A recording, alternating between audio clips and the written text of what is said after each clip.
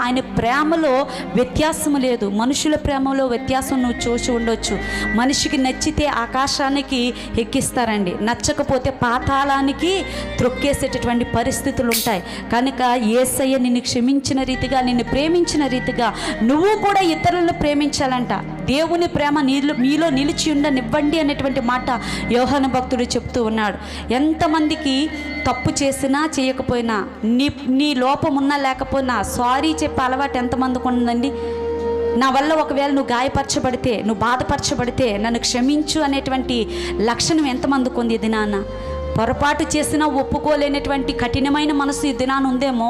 యేసయ్య ఏ పాపము లేనటువంటి మనుషుడు అన్యాయంగా అప్పగించబడి, పాపుల చేతికి అప్పగించబడి సిలువ మరణాన్ని పొందాడనంటే ఎవరిని బట్టి అనంటే మనల్ని బట్టి.